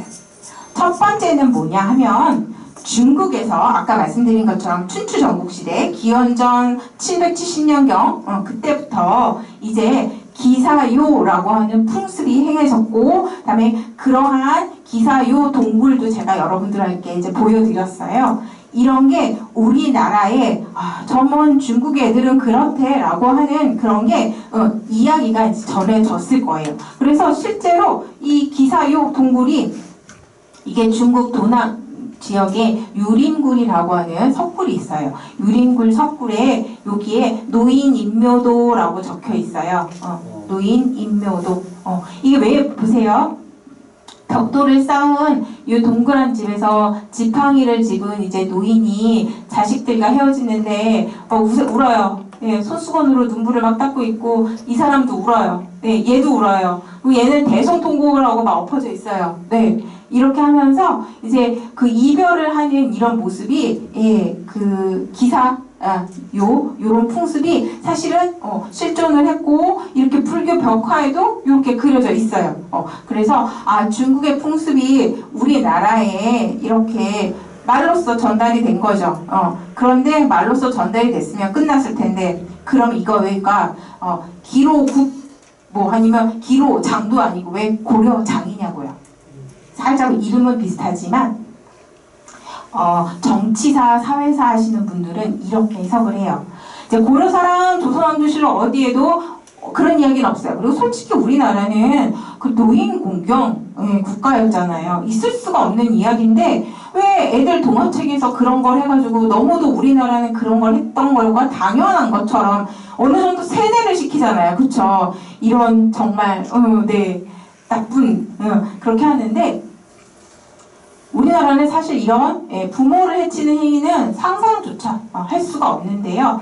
일진 식민지에 요게 들어왔다라고 사회사나 정치사를 하시는 분들은 추측을 하는데요. 자, 일본에서 세계 2차 대전 시기에 일본에서 쓰여진 나라야마 부시코라는 소설이 있어요. 네. 오, 아시네요. 네. 이 소설에 70대가 넘은 노인은 밥만 축내고 전쟁에도 못 나가고 공장에서 일도 못하기 때문에 버려져야 된다라는 이런 이야기가 있으면서 이미 3000년 전 중국에서부터 있었기 때문에 우리도 버려야 된다 그런 이야기가 있었고, 이 나라야마 부시코가 소설이 엄청 인기가 있어서요 영화로도 만들어졌어요. 예, 그래서 이게 우리나라 그 사상도 사실 지배하잖아요, 침략기에. 그래서 이 나라야마 부시코의 영향으로 그걸 여기 조선인들의 땅에 조선인들이 땅에 넣자라고 해서 되었다라는 이야기가 있어요. 그래서 정말 이런 기사요라는 게 있긴 했어요. 하지만 우리는 없었어요. 중국에 있었고 현존하는 그런 동굴 같은 것도 이제 여러분들이 보여드렸어요. 그리고 이게 사실은 우리나라 민족 말살인 거잖아요. 주체성을 완전히 부모도 못 알아보는 나쁜 애로 만들어버린 거잖아요. 그거는 식민지 시기에 사상을 교육으로 침투되기 위해서 당시 유행했던 이 소설과 영화를 우리 한반도에 적용을 해서 기로장이 아니라 고려장으로 바꿔버린 거니까 우리나라 한반도에는 고려장이라는 건 없었어요. 네, 그래서 진짜 제가 교육부 장관이면은 진짜 대한민국에서 나온 동화책이나 출판물 중에 고려장은 한국 전래동화에 들어있는 거는 다 불살라버리라고 하고, 그다음에 사전적인 의미로 아까 말씀드린 것처럼 고려에서 행해졌던 노인을 버리는 풍습이다. 이것도 사전 의미로 고쳐. 이런 식으로 해라고 하고 싶어요. 네. 네. 자, 그리고 이제 네 번째 옛날 이야기 뭐냐면 이것도 아시는 거예요. 형제 투금. 형제가 금을 던졌다라는 이야기잖아요. 의조 형제 이제 그런 거에 나오는 건데 요것도 불교 경전에 있어요. 쿠마라지바. 쿠마라지바가 번역을 한 대지도론이라고 하는 경전이 있는데 제가 이제 경전 이야기를 이제 할게요. 두 형제가 형이랑 동생이 이제 아버지를 떠나서 먼 곳으로 장사를 하러 가요. 금을 각각 10근씩 아버지가 주셨대요. 아, 그 아버지 돈도 많으셔. 요즘 금값도 비싼데. 날 좀 주지. 네, 카메라 바꾸고 싶은데. 네, 이제 10근씩 금을 지고 길을 가는데, 여기 지금 이렇게 가는 길에 아무도 없네? 잠깐만. 내가 아우를 죽이고 금을 뺐으면 이 금 두덩이 다 내 거잖아. 아무도 보는 사람이 없잖아? 라고 했는데, 마침 동생도 속으로 그런 생각을 하고 있었던 거예요. 여러분이 아시는 대로. 그러다가 서로 이렇게 딱 봤는데 그거 있잖아요. 우리 그거 아시죠? 그 호감이든 비호감이든 말하지 않아도 요 말이 나가는 것보다 눈빛으로 오는 게 속도가 더 빠르대요. 네. 제가 여러분한테 보내는 거는 호감이죠? 그래서 형제가 딱 눈이 마주쳤는데 안 거예요. 쟤도 나랑 똑같은 마음을 먹고 있었구나를 알면서 이야기를 하죠. 근데 중간에는 제가 좀 생략을 했어요. 그래서 우리가 사람인데 짐승과 뭐가 다르냐. 이런 이제 형제로 태어나서 이런 금 때문에 나쁜 마음을 일으키고 있다니 이 금을 물가에다 던져버리자. 라고 해요. 이제 그래가지고 아우도 이제 물에다가 던져버렸어요. 그래서 이제 재물은 악한 마음의 씨앗이 되니 언제나 스스로 버려야 된다. 이제 라는 이야기를 하는데 이거 역시 이제 석가모니 부처님의 그 이제 경전에 나오는 건데 요게 이제 우리나라에서 가장 이른 거는 고려사에 역시 등장을 해요. 고려사에 등장을 하는데 이걸 어떻게 하냐면은 구체적으로 지명까지 있어요. 근데 이게 고려사에 등장을 할 때까지 중국에서 경전으로 번역은 됐지만 일반 사람들한테는 그렇게 인기가 있었던 거는 아닌가 봐요. 예. 자, 그래서 고려사에서는 구체적으로 이제 우리나라 그 민족성이 그게 있어요. 요만한 걸 주면 이만하게 번쩍번쩍 잘 만드세요. 양천현 저기 목동 가는데 흐르는 그 강 있잖아요. 양천현 산천에 그 공암진이라고 하는 나루터에 이런 이야기가 전해진다라고 고려사의 기록이 이렇게 되어 있어요. 기다려 드릴게요. 네, 찍으세요. 네. 자, 그래서 근데 시기도 구체적으로 되어 있어요. 공민왕 때, 고려 공민왕 때, 이제 공민왕 때 어떤 형제가 길을 가다가 지금 그러니까 경기도 김포예요. 양천강에서 배를 탔어요. 우리나라 고려사에 적혀져 있는 건 배를 타고 가다가 이제 이렇게 나쁜 생각을 먹고 이제 금을 던졌다라는 게 있어요. 그래서 이 강을 양천강을요. 옛날 조선시대까지 투금내라고 불렀대요. 던질 투, 금덩어리. 그래서 이제 투금내라고 이제 그 김포에 있는 이 강을 이제 투금내라고 부르고 이제 이게 이렇게 쭉 내려와서 우리나라는 뭐 조선시대 그리고 뭐 오늘날 이제 여러분이 알고 있는 동화책까지 가는데 이게 우리나라는 고려부터 들어와서 막 온갖 버전의 소설이 되는데 되게 재밌는 게 뭐냐면 명나라 때 이제 조선에 사신이 와요. 사신이 와서 보니까 양천현에 그런 이야기가 있더라라고 하면서 사신이 조선에는 그런 의좋은 형제가 있다라고 하면서 오히려 그 얘기를 명나라 사신이 중국에 가져가요. 그래가지고 명나라에서 그게 오히려 살이 붙어요. 살이 붙어가지고 여러분이 아는 그거 있죠. 이거 뭐죠? 갑자기 생각이 안 나요. 가면 막 바꾸면서 하는 그 있잖아요. 네네네. 그렇게 해서 그런 극이나 이런 걸로 굉장히 유행을 하게 돼요. 소설로 만들어지게 돼요. 그래서 요거는 이 형제투금 이런 거는 뭐 좋은 옛날 벽화나 이런 걸로 된 건 사실 없어요. 왜냐하면 중앙아시아나 중국에서는 그렇게 인기가 있지 않고 우리나라 고려로 들어와서 이제 정착을 해서 우리나라 토착에 맞게 버전으로 이렇게 발전을 했기 때문에 불교 회화에선 찾을 수가 없더라고요. 이제 그러다가 갑자기 누가 저한테 무슨 2017년 한강 무슨 프로젝트 하는데 조성근 너 무슨 스토리텔링 뭐 할래? 말라고 해서 이제 제가 그때 했던 얘기가 그런 스토리텔링은 오라가라 회의도 많고 솔직히 돈도 많이 안 주면서 너무 피곤해요. 저는 안 할래요. 라고 했던 기억이 나는 거예요. 그래가지고 네, 여기를 갔더니 요거를 해놨더라고요. 그래서 이렇게 배 위에서 금덩이를 던지는 이런 게 이제 형제투굴 조형물에서 한강 이야기 만들기 작업으로 이제 요즘에 이렇게 했고 양천 뭐 이쪽 강에 이렇게 되어 있구나라고 하지만 이제 제가 이제 좀 전에 말씀드린 것처럼 이거 역시 불교 경전에서 나온 이제 이야기예요. 그렇게 하고 지금 요거 말고 잠깐 건너뛰고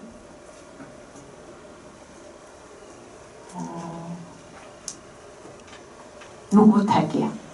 왜냐하면 시간이 그렇게 저에게 한정된 시간이 많지 않아서 이제 우리에게는 이제 이솝우화라고 알려진 황금알을 낳는 거의 우리 그거 하지 않아요? 저 이거 때문에 이제 황금알을 낳는 거의 이솝우화 버전이 있으면 최초의 그 이솝우화 동화 사파 같은 거를 구하려고 인터넷으로 황금알을 낳는 거의 딱 쳤더니 무슨 투자증권 무슨 사모펀드 이런 게 뜨는 거예요. 그래서 내가 나는 황금알을 낳는 거의에 17세기 동파나 사파가 필요한데 이게 왜 여기 뜨지? 라고 했는데 그 정도로 이제 황금알을 낳는 거 그거죠. 매일 하루에 하나씩 황금알을 주면 얼마나 좋겠어요. 그쵸?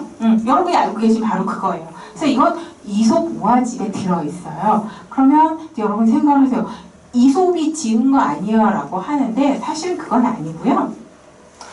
이제 이솝은 기원전 6세기경에 살았던 사람이래요. 근데 이제 노예였다라고 하는 이야기도 있고 왕의 현명한 책사였다라는 이야기도 있고 아니면 어떤 상인의 경리였대요. 전 세계로 장사를 하는 상인의 경리여서 전 세계에서 이렇게 있는 이야기를 했는데 이게 글로 쓰여진 건 아니고요. 이거 역시 내려서 구전이 되는데 여기서 보세요. 하필 이솝이 살았던 시기도 기원전 6세기인데 석가모니 부처님의 불교 발생 시기도 딱 6세기예요. 자타카가 가장 많이 집대성에 됐던 이제 그 시기가 되는 거예요. 근데 이제 그러면서 이제 제가 막 대학생이 돼가지고서는 이런 걸 하다가 어느 날 한 작은 논문을 하나를 봤어요. 봤는데 이솝이 직접 지은 게 아니라 기록한 게 아니라는 거예요. 구전이 되다가요. 되게 시기 늦어요. 17세기. 여러분이 알고 있는 프랑스 작가 라퐁텐이요. 이솝우화라는 이름으로 책으로 엮은 거예요. 의외로 늦죠. 네. 그래서 그럼 이제 여러분들이 그러면 근 2000년 가까이 되는 구전되는 이야기를 이솝우화라는 거 안으로 다 들어간 거네 라고 이제 여러분이 이제 그렇게 생각을 하시면 돼요. 그래서 이 이솝우화의 가장 유명한 게 이제 이 황금알을 낳는 거의예요. 그래서 사실은 못 구했어요. 라퐁테니 엮은 이솝우화 속에 황금알을 낳는 거의에 분명히 애칭 동판화로 황금알을 낳는 거의 장면이 있다라고 제가 어디 책 같은 데서 좀 몇 번 본 적이 있거든요. 근데 그 판화를 구하지를 못했는데 그러면 제가 왜 그걸 했냐면 17세기에라도 현존하는 가장 이른 황금알을 낳는 거의 그림이 되니까 가장 이른 그림을 저는 여러분한테 보여드리고 싶었던 거예요. 근데 제가 바본거예요.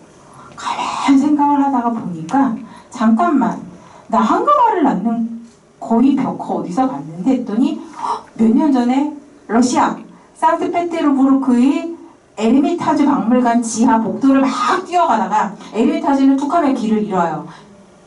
화장실은 내 1층에만 있거든요. 그러면 이제 가능한 러시아 가면 커피를 안 먹어요.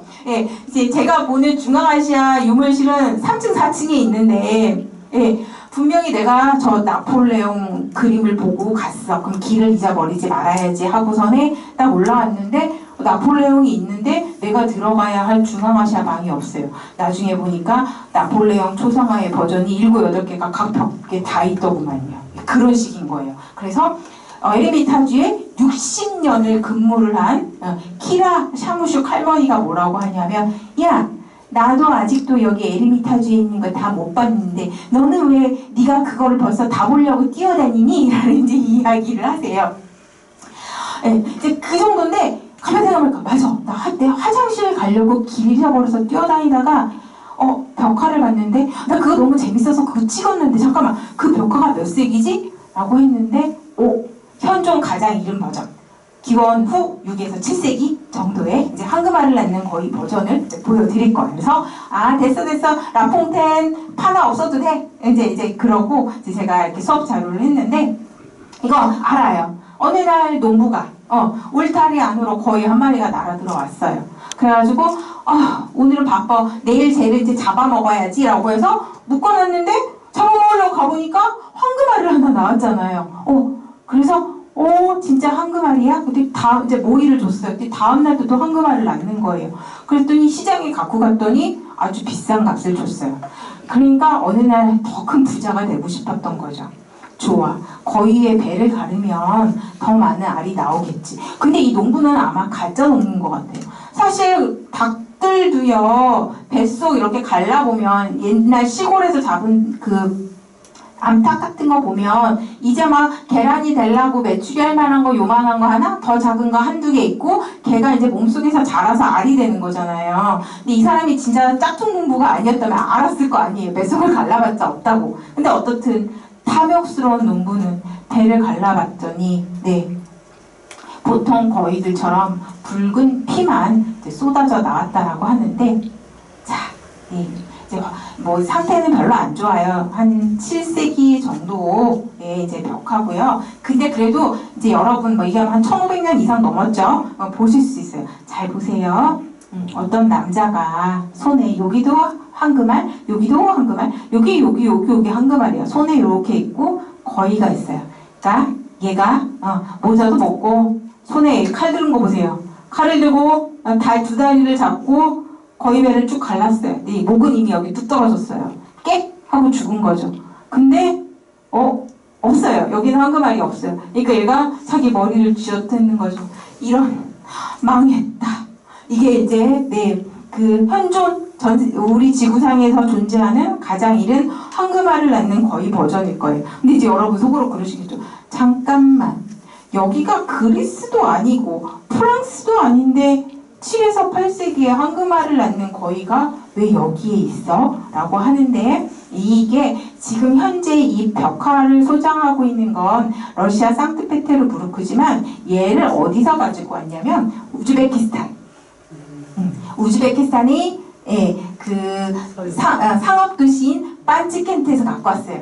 우즈베키스탄에서 밑으로 내려가면 아프가니스탄이고, 아프가니스탄에서 옆으로만 조금만 틀면 인도예요. 그래서 실크로드 선상에 맞습니다. 서역 루트를 통해서 이 우즈베키스탄에서 이렇게 이게 그려졌어요. 근데 제가 먼저 뭐라고 말씀드렸냐면 부처님의 전생 이야기를 그린 거라고 했어요. 그러면 부처님의 전생 이야기 경전에는 어떻게 되어 있냐면요. 자, 수완나 함사가 뭐냐면 빛나는 황금 거위라는 뜻이에요. 수완나 함사가. 함사가 거위예요. 수완나가 황금, 빛나는 황금 이런 뜻이에요. 빛나는 거위, 황금 거위 자타카라고 하는 거 보니까 석가모니 부처님 전생이고, 잠깐만, 그러면 이 황금 거위가 석가모니 부처님의 전생 인물이네. 이제 그렇게 생각이 되는데, 자, 부처님의 제자 중에 그렇게 욕심이 많은 애가 있었어요. 그래서 부처님이 걔한테 이제 얘기를 해요. 이리 와봐. 너의 전생 이야기를 내가 하나 해줄게. 이제 하고 하면서 해요. 자, 어느 날 내가 지금 머뭇 아주 과거세에 이제 한 청년이 있었는데, 그 청년이 이제 결혼을 해서 딸을 셋이나 낳고 잘 살았대. 그러다가 어느 날 병이 들어서 죽고, 나니까 아내와 세 딸은 이제 돈이 없잖아요. 그래서 이제 남의 집에 가서 일꾼으로 살게 된 거예요. 그런데 이 죽은 남편이 자기의 전생을 기억을 하는, 그걸 뭐라고 하냐면 이거 숙명지라 그래요.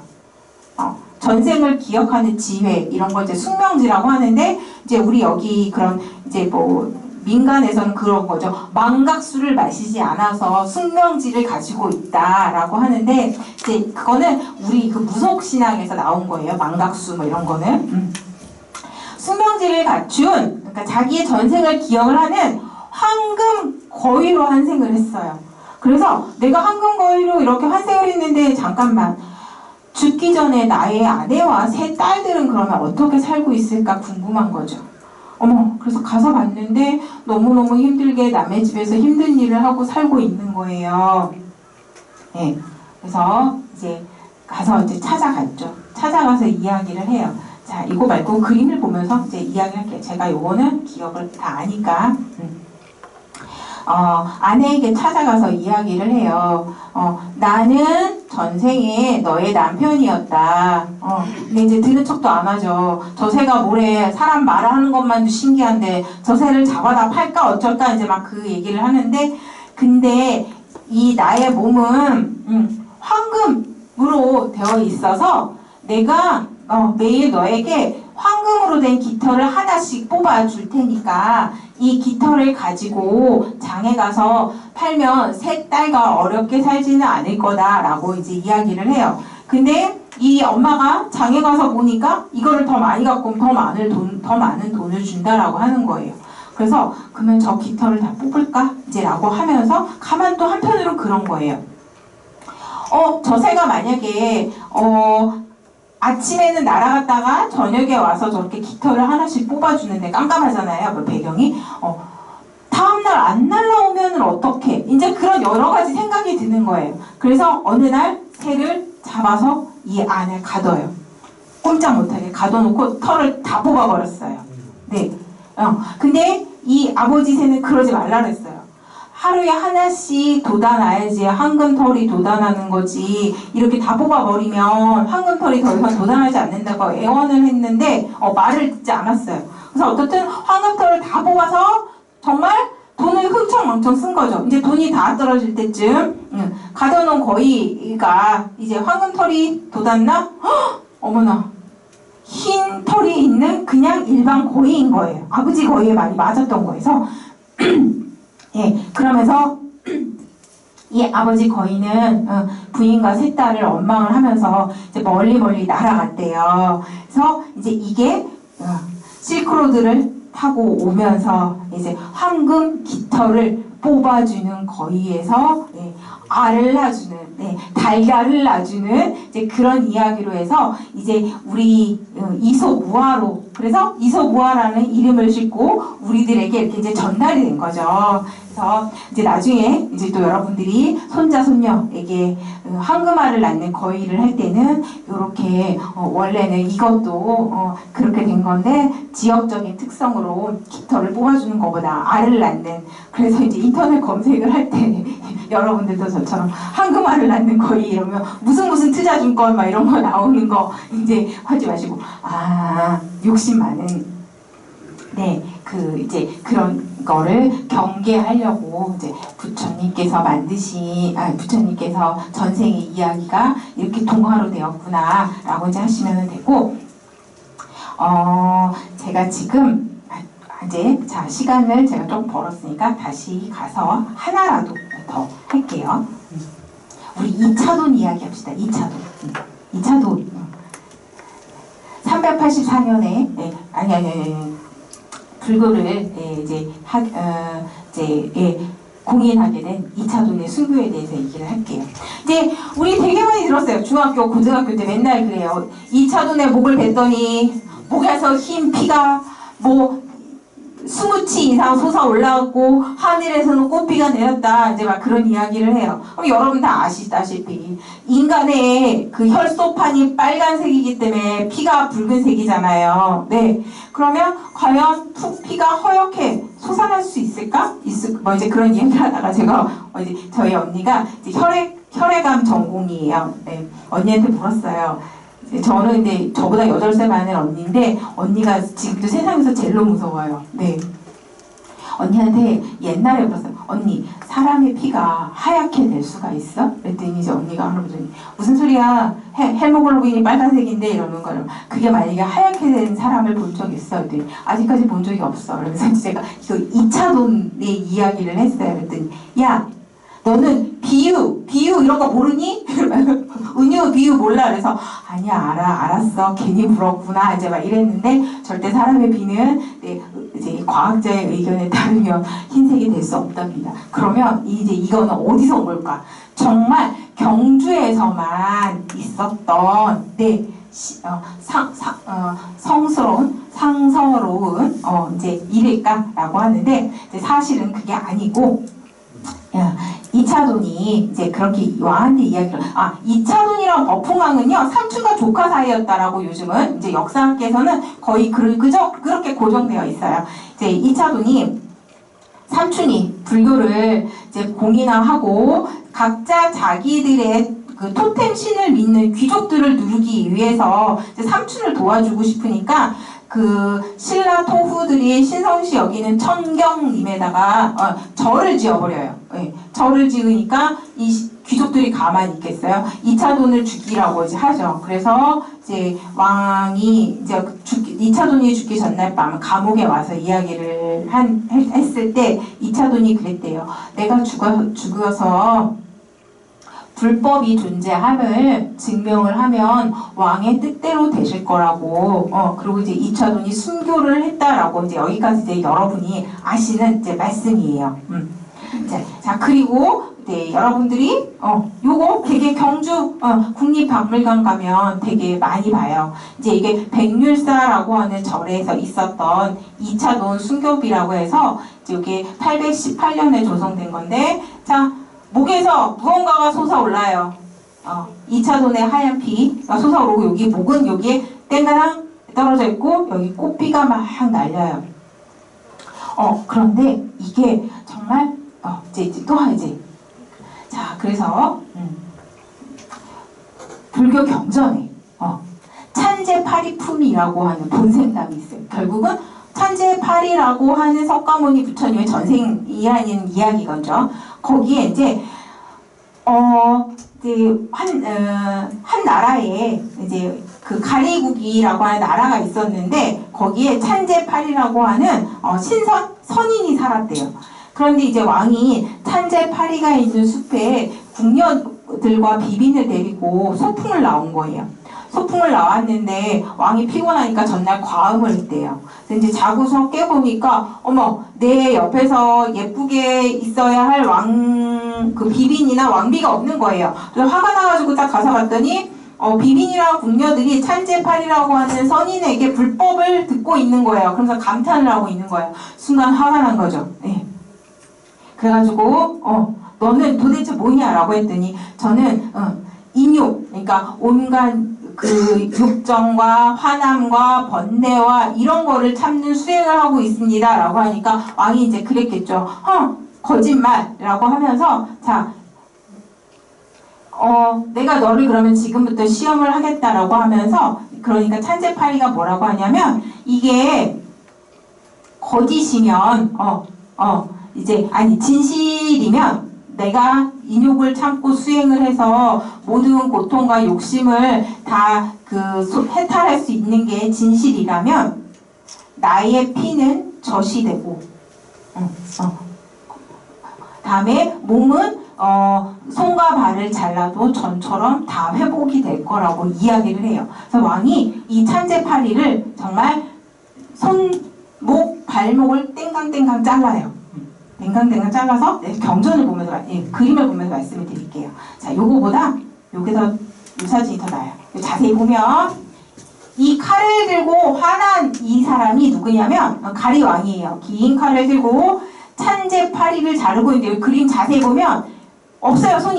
손목이 댕강 잘린 거예요. 예. 그래서 손목을 이렇게 잘랐어요. 그런데 이 왕이 잘랐던 곳에서 붉은 피가 아니라 흰 흰 젖이 흐르고 그리고 손과 발이 다시 붙었다라는 이런 이야기가 있어요. 그래서 아마도 이 이차돈의 순교는 이 찬제파리 본생담이 이제 경주에서 전파된 걸로 보여지는데